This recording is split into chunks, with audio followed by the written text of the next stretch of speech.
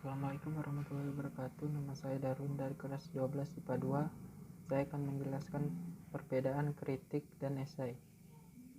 Teks kritik adalah teks yang berisi penilaian terhadap suatu karya secara objektif, baik kelemahan maupun kelebihannya, disertai dengan data-data pendukung baik sinopsis, alasan logis, dan teori-teori yang mendukung.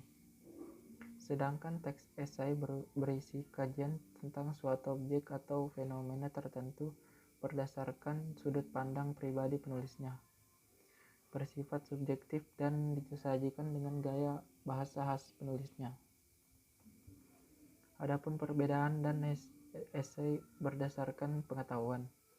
Kritik terdiri atas penilaian terhadap karya dilakukan secara objektif disertai data dan alasan yang logis.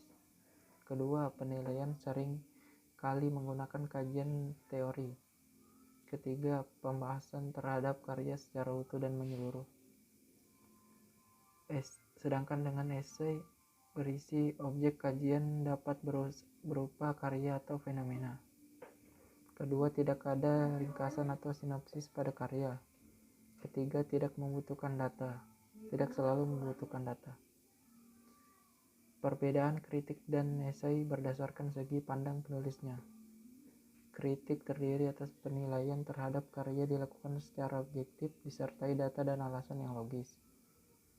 Kedua, pembahasan terhadap karya secara utuh dan menyeluruh. Ketiga, penilaian seringkali menggunakan kajian teori yang sudah mapan. Sedangkan esai terdiri atas kajian dilakukan secara subjektif menurut pendapat pribadi penulis esai. Kedua, objek atau fenomena yang dikaji tidak dibahas menyeluruh tetapi hanya pada hal yang menarik menurut pandangan penulisnya. Ketiga, jarang atau hampir tidak pernah mencantumkan kajian teori. Perbedaan kritik dan esai berdasarkan ciri-cirinya. Kritik bersifat menanggapi atau mengomentari karya orang lain. Kedua, menunjukkan kelebihan dan kekurangan. Ketiga, memberikan saran perbaikan. Keempat, bertujuan menjembatani pemahaman pembaca apresiator atau appresien dengan karya sastra yang bersangkutan. Sedangkan esai membahas suatu masalah secara sepintas sesuai pandangan atau pribadi pengarangnya.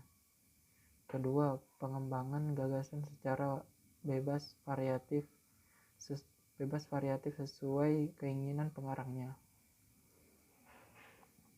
Ketiga, disajikan secara ringan dan santai. Keempat, bertujuan membahas suatu masalah secara ringan tanpa harus sampai pada penyelesaian secara tuntas.